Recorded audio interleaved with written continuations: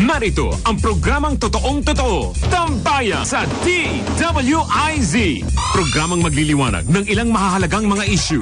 Tambayan sa DWIZ. At ngayon, narito na sila upang maghatid ng saya sa bawat Pilipino. Sa programang Tambayan sa DWIZ. Magandang umaga, tanghali, gabi po sa inyong lahat. Maganda talaga kasi napakainit ng ating panahon. Although nagtataka ako dito kung ako ba ay may problema sa aking settings. Meron ng tropical storm sa mga weather na notifications na lumalabas sa akin.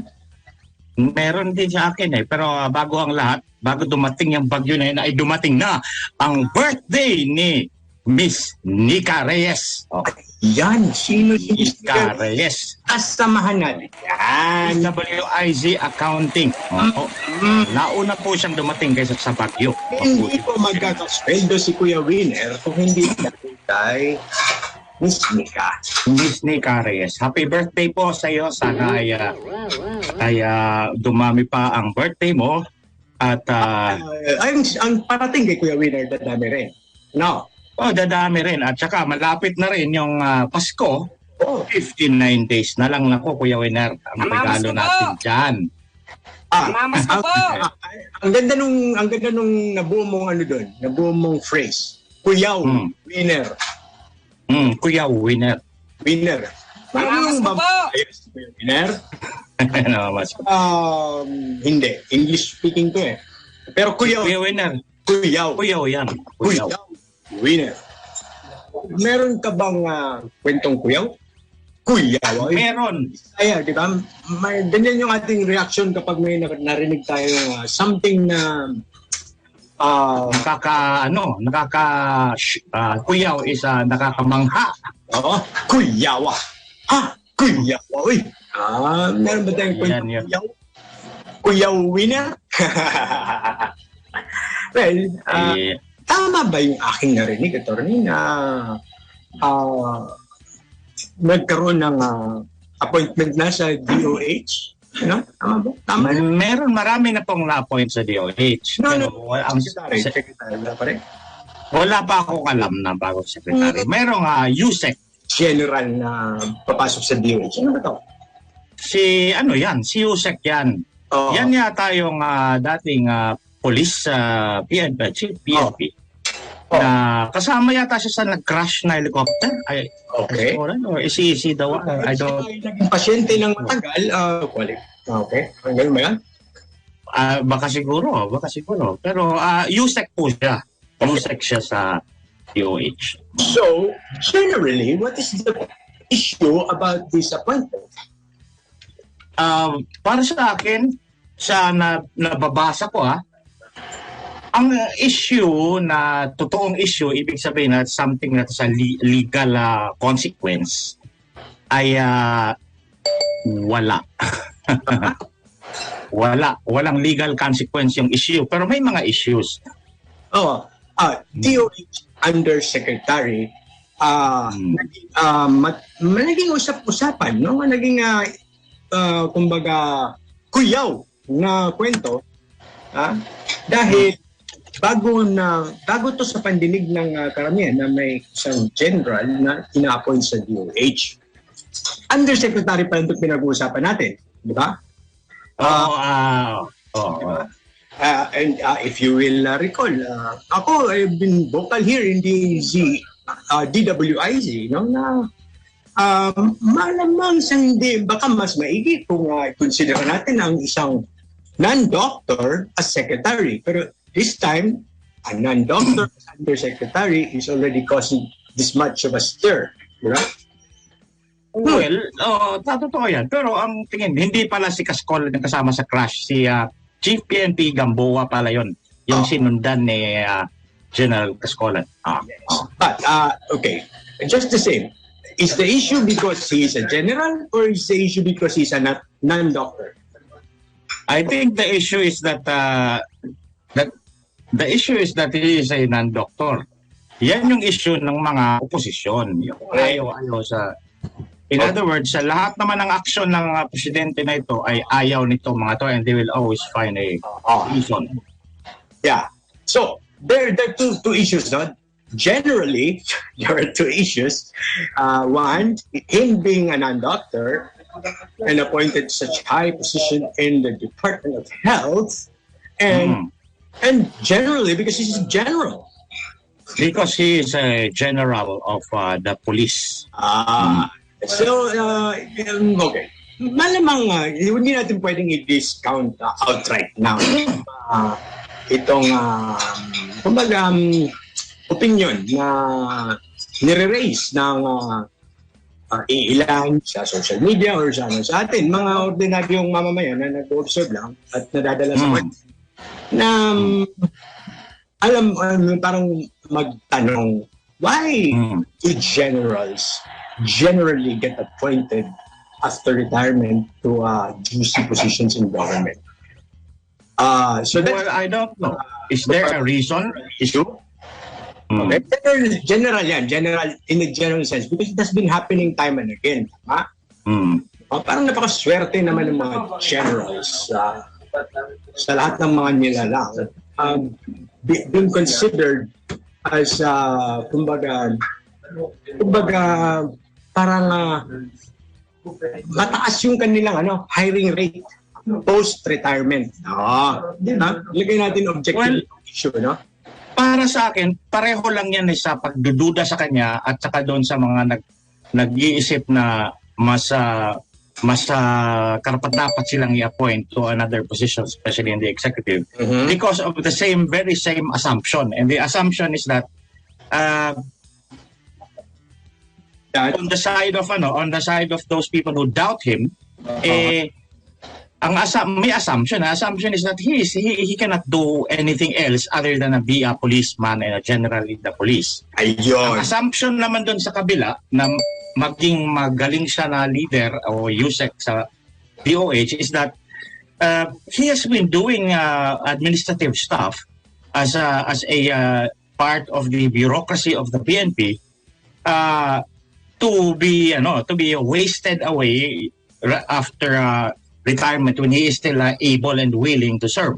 Okay. Ibig sabihin, all of both sides are assuming something. Okay. And when what we are trying to say here is that analytical thinking moves away from assumption and moves away from making conclusions based solely on assumptions. Correct. So, tama yung pagka-frame mo nun, attorney. I agree with you totally, no?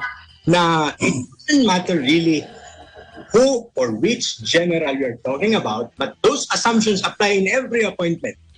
Diba? In the discussion of the whatever kumbaga stir is caused by an appointment of a general, yung assumptions na sinabi mo always come into the picture. Diba? Yes. And even on the part of the appointing authority, there is also an assumption, although to a limited degree, because the appointing officer, in this case the president, has in his hands also facts about this guy. I mean, he must have papers, documents, or records of this guy. His record in PNP and all that stuff. But there is also an assumption that just because he was good at PNP, I assume he must also be good in DOH. There is still a little bit of assumption on the side of the president, but it's not the sole basis for his appointment. So, do you think it would help and it would make our, siyempre, ating mga regular audience dyan na nakikinig worldwide, hindi lang naman dito, sa Manila, would it make us more busog in this lunchtime, no? If we will sort of make a short discussion on the fallacies that are in those assumptions that you just discussed, and actually correct issues that are alam mo yun, out of delicadeza, parang wala namang gusto magsabi pero yun talaga yung pinupunteriya, di ba? Diba? I think that would be nice if you agree. And yun yung I agree. Right, no? Okay. Yung ating pagka-frame nito, issue na ito. Lahat ng generals appointed post-retirement Yun yung laging lumalabas na issue ng pinrain na ni Atty. Ahmed. Now, dun sa mga, kumbaga, bentang-benta yung kanyang klaseng mga katanungan, di ba? Yung mga issue. Di ba? Una, that generals have no other, kumbaga, competency outside of being a general, thus making them usual or outright, kumbaga, suspicious persons qualified. They are appointed to other executive positions. Is there any validity to this assumption? Ikaw, sa palagay mo, attorney, how do we treat this? Is this because this is a recurring argument. Now, what is the validity of this assumption? Una, a general maybe is associated with war or with military work, and we assume, just like what we see in the movies, that like Roman generals, they know nothing about other human endeavors like business or farming or whatever, and naturally they would fail, just like in the feudal times, diba? As administrators when they are appointed. Okay, yun yung assumption. Yan yung basis na historical yan . Well, unang-una, may comment on that is that first, we are not in the Roman times. In the Roman times, the soldiers were professional soldiers and they had nothing else to do but to fight and learn the art of war. And die. Okay, dying for them is a part of the objective, that they must die when after they fight, or when they're old and done fighting, that they must also die, because that is honor to them. Hindi na tayo ganun mag-isip ngayon, at hindi na rin tayo ganun ka-specialized na society na ang sundalo ay sundalo lang at wala nang ibang alam. Because yes, right, di ba? Our military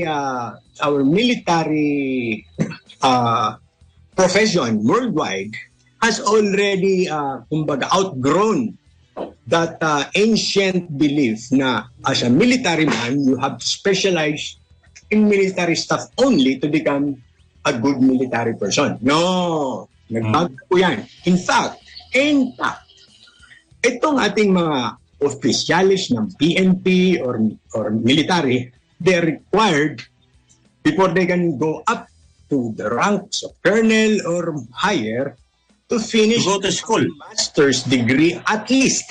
List yun, list po.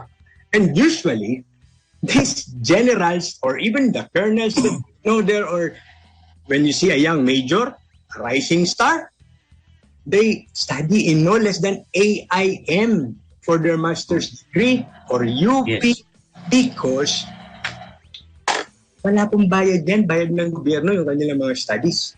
Because it is already proven time and again that military officials who are knowledgeable in business, and not only knowledgeable but trained and properly educated in management, advanced management education, they become better at their work as military officers. Doon po ang ating dyan, that's how we first address this fallacy, kasi yun ay applicable during the Roman times, during times ni kailan kaya yan, yung mga opisyalis na talagang lang sila, warrior lang hanggang medieval ages. But during the medieval ages, because the soldiers, some of the soldiers were also the nobility, mga anak ng mga kings, after they served in the crusades, in the campaign somewhere, they come back and become politicians, become leaders, become senators, become... usually fail, di ba? And usually fail because nga, their entire life or their entire preparation before they become political leaders were so focused into military work that they usually fail. Therefore, we have this recurring presumption or assumption that the argument holds water na ang isang general ay wala talaga yung qualification na maging isang civil leader. That is wrong. Even, okay, let's look at the history of Japan. The Meiji period and yung period of the, ano ba yung mga time nila? The samurai age. Okay? That was a clear historical transition from a nation that transformed from a political system based on military qualifications into the civil system, no? Na based on civil qualifications na kagaya nung ini-implement na sa China noon na turo ni Kung Fu Tse, di ba? Confucius na civil service na ginagamit natin sa ating gobyerno ngayon. Pinas ngayon. So, aside from those educational requirements na minimum, meron pa yan silang mga civil service qualifications. Yung iba, kumukuha din yung mga sales-suseso, di ba? Tama? Leadership and supervision, management talaga. Yeah. Management. And as these officials go higher up into the ranks, they attend trainings and seminars in advanced intelligence work, which is actually, kung kayo po ay nag-aral ng business, no? Makikita nyo, ang unang mga tinuturo dyan is the art of war. Our business schools teach our future businessmen that business is actually war, so it's military work. The military is also being taught now that military work is actually business. Di ba? So, or military knowledge or military science cannot the discipline and the knowledge, the facts that you learn there can be applied in principle to other fields as well. Yes. Kaya naging civilianized sila. Correct po. So, una, wala na pong saysay yung ancient na na philosophical idea ng mga military retired military personalities have no civil qualifications. Okay? That is the explanation using facts and history. On the logical form of the argument or of the statement, there is also a very big problem with that logic. Bakit? Kasi it is a hasty generalization. Yes. You saw in the past na maraming police ang nailagay sa ibang posisyon sa government at they sucked. They did not do well. Yes. Nangurakot sila. Doesn't mean that every policeman who gets into the position in the executive is precisely like that. Correct. Pangalawa, because meron tayong tatlong klaseng statements, okay, or arguments in logic that are all good, but they are in varying degrees of being good. First are those that are true, okay, statements, yung totoo. So the statement corresponds with a fact or a real event in the world. Second, that it is a valid statement or argument, meaning it follows the rules of logic. And third, it is a form of life. Example niya nasa kanta na certain as the sun rising in the east. Yan. Certain ba talaga yan? Pero yun nga. Rising from the east, yes. So there is true, there's valid, and there is sound. Okay. Yung pangatlo, yung sound. What is a sound statement or argument? Okay. A sound statement or argument is not only valid logically, meaning it is not hasty generalization, it is not ad hominem, it is basis in the form of logic. And second, that it is a fact or it corresponds to a real state of affairs in this physical world. So dalawa na pumasa na kagad sa pagiging totoo, pumasa na rin siya sa pagiging tama na logic, and therefore it is sound. Okay, gawa tayo ng argument. Example ulit. I-compare natin, ha? So yung una, it is factually true. That it exists. Di ba? The thing that you're saying is true. Di ba? And pangalawa, yung sinasabi ni Atty. Amel, not only is it true, it is logical. Di ba? Okay. Example ng isang bagay na alam natin na true pero hindi logical. Walang logic. Okay? Yung ating discuss ng isang araw na sabi ng Supreme Court tungkol dun sa patakaran na luma na. Nagre-require ng prangkisa. Sabi ng Supreme Court, di ba? No one really understands why there is such a requirement. There is no valid argument for it, but the truth is, it is a fact. The law. Di ba? That is the fact. Na ang sabi ng Supreme Court, wala kaming karapatang baguhin ang batas. Punta kayo sa Kongreso kung gusto niyong baguhin yan. Tama? Yan yun. It's an example of those two examples. Now, what is the third, attorney? Yung sound argument, yung sound statement or sound argument means that it's not only factual, so it actually bumabangga sa katotohanan sa mundo. Pangalawa, it is a valid logical form. And pangatlo, it has a form of life.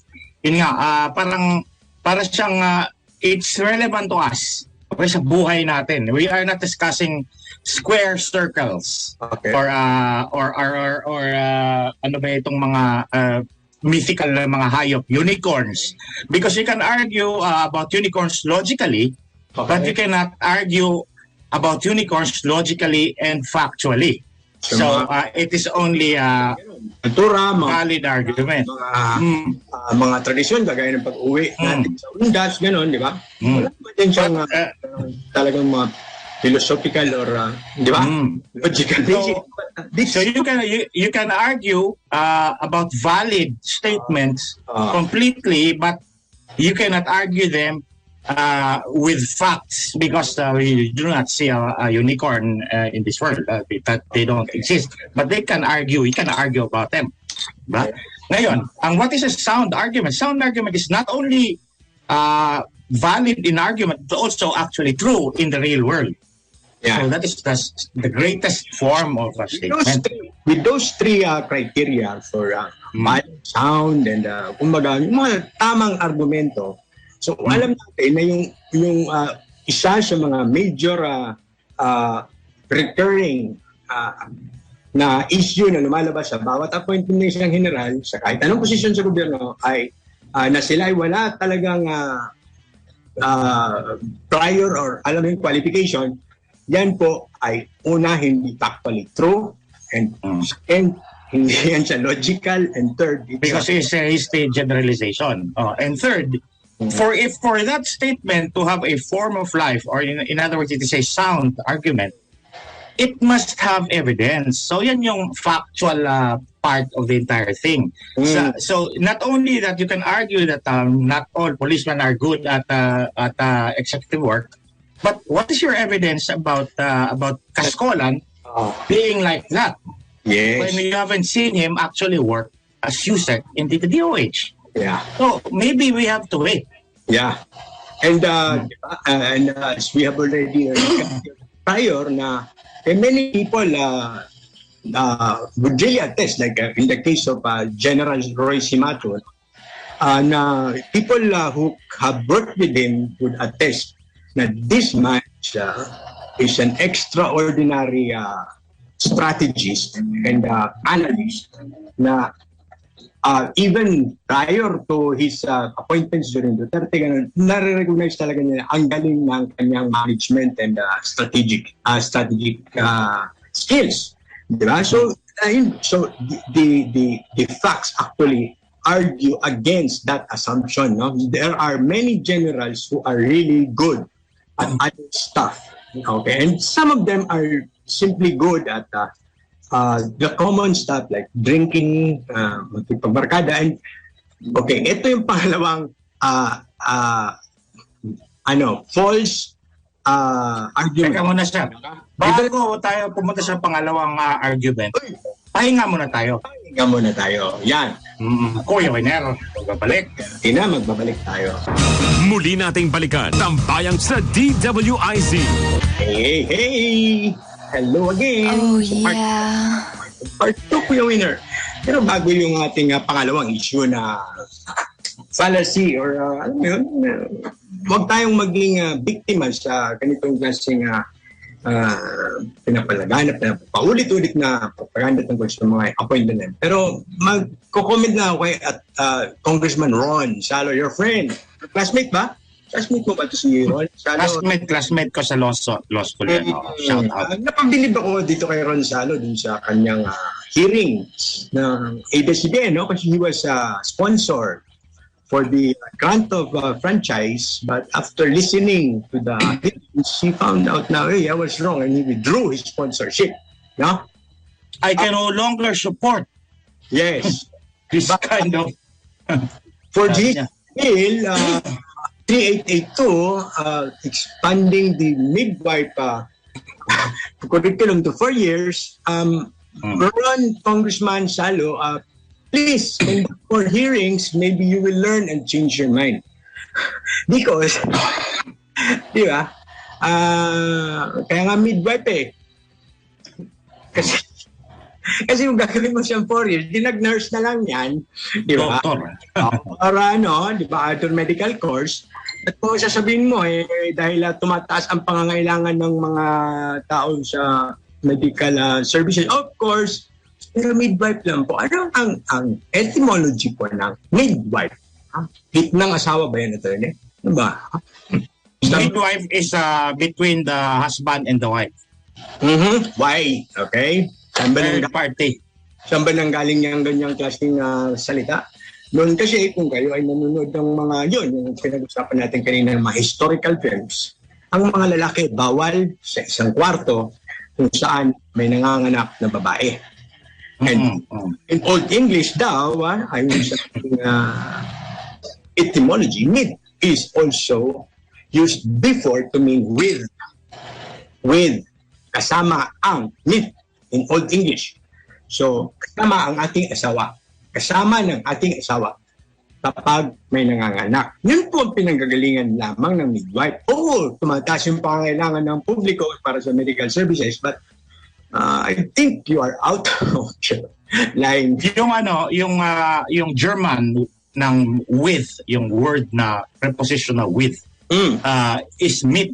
M-I-T, mit. Mit. And in Old English nga, midwife. Okay? With wife. And ang function po ng profession na yan, congressman, para tumulong sa panganak. Mag-assist. Kailangan mo ng 4 na taon talaga para matutunan yan. Siguro, ang magandang i-propose ni Brother Ron Salo ay pagbibigyan ng pagkakataon ang nag-aral ng midwifery na magpatuloy to continue it and graduate as a nurse. Yun. Diba? Para tulong sa kanila. Please conduct more hearings and I like your attitude. Hindi yung dahil na i-submit mo yung iyong bill, kailangan niya ng yan na yun. At hindi ka na makikinig sa kung ano pang nangyari sa hearing. Tama naman yan because during the deliberations, interpellations, magkakaroon mga amendments yan eh. Correct. I-suggest yan doon. Yes, and note that Congressman Ron Salo is one who has exemplified or shown us an example that he listens to the hearings and actually change his proposal. Please do. And ang ganda nung kaya Attorney Ayo, upgrade our midwives by offering them opportunities to become nurses with lesser number of years na lang. Okay. Or PT, di ba? Para maging PT sila. Or something like that. Tama yun. But anyway, back to our policy. Number 2. Ito madalas nating marinig. Kaya yan. Ang militarisasyon.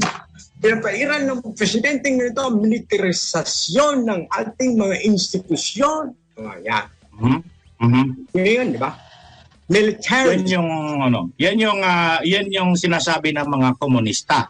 Ang mga komunista gusto nilang gawin din naman tayong lahat ay sundalo because the army of the Communist Party is the people's army.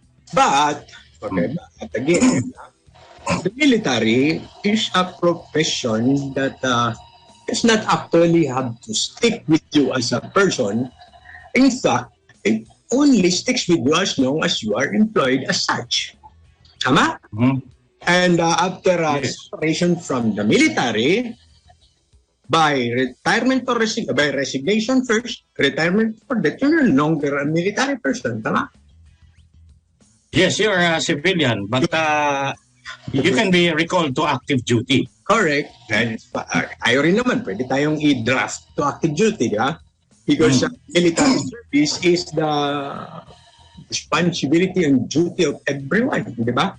Yes. But professional military persons employed as such, okay, cease to become one once they are separated from the service. Service, So, hindi po militarization yan.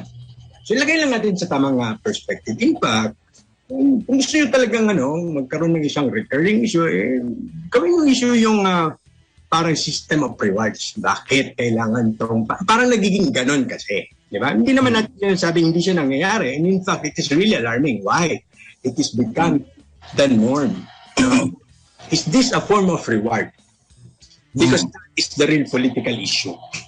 Yes. Diba? Now, when you because to me that is a more valid argument. But again, in order for your valid argument to become sound, it has to have a correspondence with reality. In other words, it must also have evidence in facts. Yes, and it does not have to be raised in the appointment of a general. In fact, you wait for a president to appoint enough generals to question why he is appointing too many generals.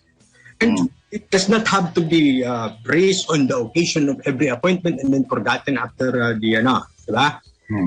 Kasi ang nangyayari naging reactionaryo eh. Yeah. Walang follow through yung kanilang objection eh. After being ignored, tuloy lang din sila sa buhay. Yes, and dahil nakafocus dun sa isang tao, yung kanilang mga issue, hindi nila na-atake yung punot dulo at ang mas mabigat na issue political na which could be raised against the president. Why appointing too many generals, sir? You have appointed this. You call the president to account for such appointment and, di ba? Yes, and lalo na kung if you have proof that all of these generals that you have so far appointed are useless. No, they don't know what the hell what they're doing. Dagdag na ebidensya yun. That's worse, but even if they are all competent, because hindi naman tayo maaring maging isang bansa na mawawalan ng competent people to run it, di ba? Oo. Marami namang iba dyan. Hindi naman talagang competent, be it general or not, but the valid question would be against the president about his propensity to Now, I do not know if that applies now to Bongbong Marcos. It would have been applicable to Duterte, but nobody did this. No? Formally. Now, hindi namin sinasabi na tayo, publiko, ini-encourage namin kayo na huwag niyong questionin at tanggapin na lang natin bilang wise decision lagi na mag-appoint ng isang presidente ng isang general. No. Hindi po yun ang mensahe dito. Tama ba yun, Atty.? Tama. Ang mensahe namin dito is that you have to, in everything that you do, especially when it has something to do with society and your opinion in politics, that you have a basis, that you are not a useless symbol just clanging there making noise. Diba? Well-grounded po yung ating argumento. Diba? And kung wala ka naman talagang particular issue about a particular general na alam, di ba? Hanap ka na lang ng iba, sasabihin.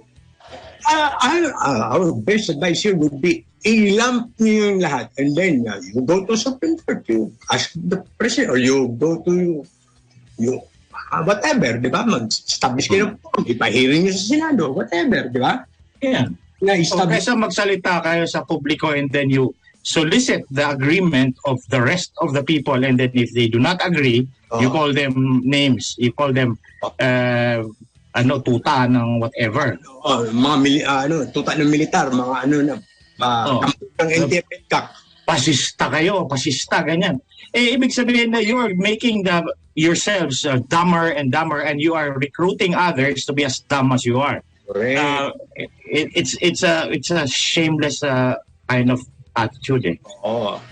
So we would probably be behind you or support you if we can first establish that it is a pattern. Yes. This is a political issue. Right? And it does not work as an argument against any particular person.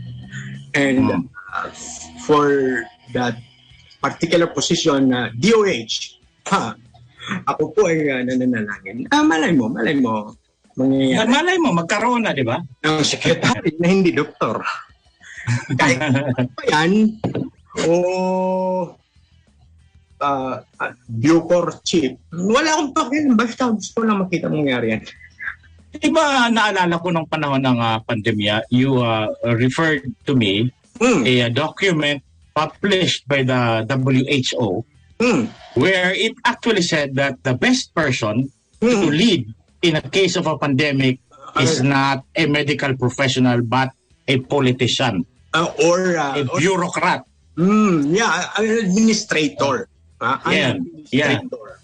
Okay? And you will see these countries na talagang effective yung kanilang Department of Health in dealing with not only the pandemic but in ensuring their country's health, because it's headed not by doctors necessarily, pwede rin maging doktor, but ang requirement is ito ay isang magaling na administrador. Yan. At ang mga administrador po yan, mga yan. No? So, hindi nakapagtataka na sila ang usual candidates. Okay, itong lesson natin ngayong araw, let's state it in an abstract manner where it can be applied to any kind of situation where such kind of critical thinking is needed. Ganito. Ang sinasabi namin is you look at the prospective appointee or the actual appointee and look at them as a holistic person and entity. Hindi lang yung dahil police siya, hindi siya pwede, because we are not only saying here that it can be a policeman. We are saying it can be anybody. It can be a farmer. It can be a student, whatever. Basta he has the capacity to give what is demanded of him by the job.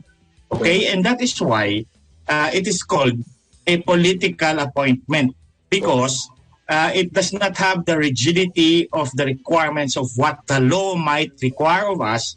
If it were a law, it is a legal or statutory appointment. Kagaya ng pag-appoint ng isang justice ng Supreme Court, di ba? May legislative interest ang bansa dyan, and that's why there is a law that should be followed. They have to go through the Judicial Bar Council and all that stuff, di ba? Aside from the political discretion that the president exercises to choose from among the suggested candidates. So it is two-part. One is a statutory appointment, and the second one, on the side of the president, is a purely political. Kasi bibigyan siya ng listahan nila, nag-limit sa kanya from among those who are in the list. Yes. At yung discretion niya doon napapasok. Okay, but okay, and in relation to what Attorney Ahmed says, this one is for the benefit of those who are non-supporters of this president. No? Okay.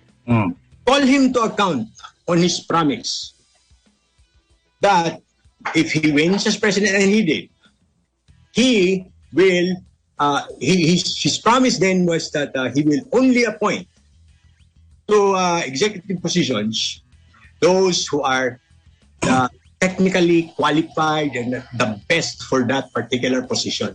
this was the first, he was the first candidate who really focused on that during the campaign.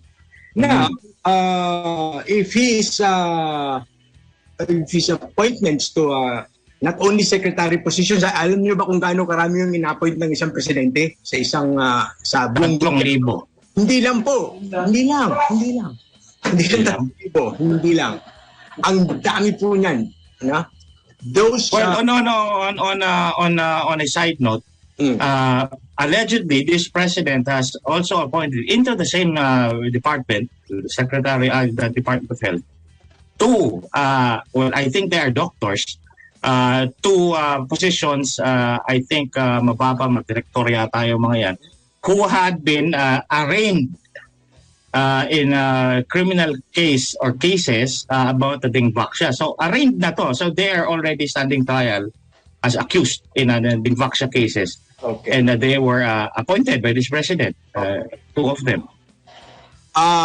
Yan na singilin nyo siguro. Okay. And, okay. Ito lang, side note on history. Mapapansin nyo to kung kayo ay magbabasa sa kasaysayan ng mga pangyayari nung panahon na inaasam-asam ng mga pro-Marcos naman sa kanilang pagsuporta kay Bongbong, na inaasam nila na may babalik yung whatever they found good during the Marcos, the first Ferdinand Marcos senior regime.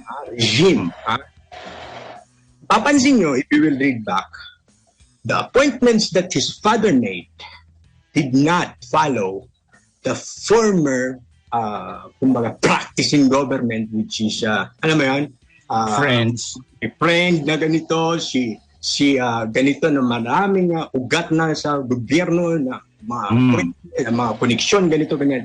No. In-appoint yung mga bata, no, karamihan, at saka mga academics. Intelligent people into position. Academics. Yeah. And see that in the appointments now. Parang more of the same, an ordinary system of appointing people like yan, posisyon ng press secretary, hindi yan pwedeng mapunta sa ibang mga profesyon or ibang mga field. It must come from broadcast or print. Otherwise, you will be attacked day by day. Bullshit. President will eventually listen to you. Okay, and okay now. So the point here is, if you want change, maybe seek for that change that was promised to us. Diba? Yeah, well, so far, this president has not come to par with the older Marcos in terms of appointments. Kasi these appointments are reflective of what will happen to this government. Now, if we are seeing the same people appointed by former presidents, people who are well connected already from the same professions and from the same fields, then it should be more of the same. So, tayo ay hindi pa. It's para next na programa po, pagkatapos namin dito dahil mga awesome kami at maya undas, no? Wala. Maabutan na. After undas na tayo makakasama ng ating babalik. No? So, sana po ay maging mapayapa ang inyong pag-observe ng undas. Yes, long weekend. Peace lahat. At susunod na programa po ay ang In the Heart of Business with Miss Maru Pahati Sarne at si Mr. Lito Gagmi. At magandang tanghali po sa inyong lahat, po ang Tambayan. Sama si Uncle JP Varela. And si Attorney Awesome. Bye. Si Kuya Winner. Bye. Tambayan sa DWIZ.